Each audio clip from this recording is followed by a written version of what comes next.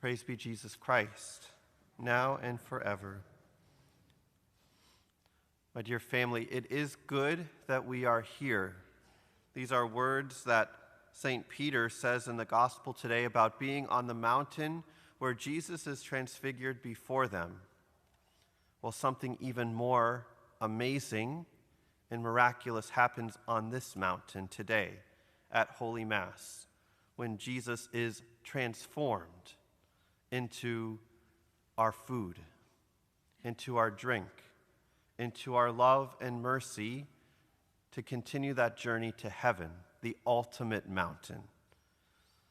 As amazing as the miracles and the wonderful things of the New Testament are, we have to be convicted and convinced that every Sunday we come to Mass, every day for some of us we come to Mass, the most amazing miracle happens when bread and wine is truly transformed into God, into Jesus Christ. We've been preaching a lot about, Father Rich and I, about Eucharistic amazement. That's what Eucharistic amazement is. Not only to know here, but to know in your heart and to make that connection that God is truly here.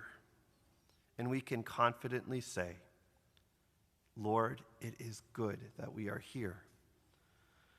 But we know every mountain isn't easy to climb up to. Trust me, I've climbed a lot of mountains. Some are easier than others. But God is present on every single one of them. In the scriptures today, we have an example of two very different mountains. In the book of Genesis, the first reading, Abraham is called to go up a mountain to do something very, very difficult, or at least he thinks so. And then in the gospel today, Peter, James, and John accompany Jesus also up a high mountain, and they witness something amazing. Can you imagine how Abraham felt when he was called to go up that mountain to sacrifice, or so he thought, his own beloved son? Can you imagine how hard that would have been? That was. But he went because he knew that God somehow was in this. And that's the key.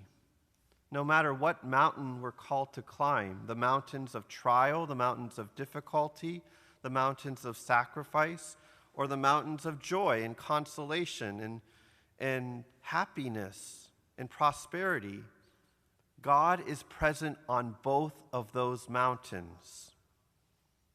And we have to not be afraid to go to God on both of those mountains.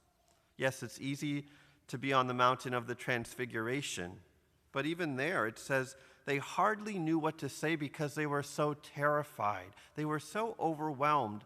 They had an experience of finally maybe realizing for the first time who Jesus was or is in their life. And maybe that's happening for you today, or will happen, or has happened.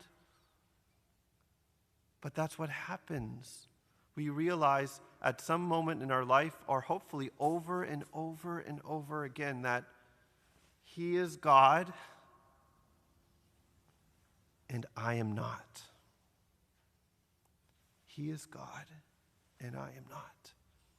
And if He is God, that's the only voice that I listen to. And God affirms that in the gospel today. This is my beloved Son. Listen to Him.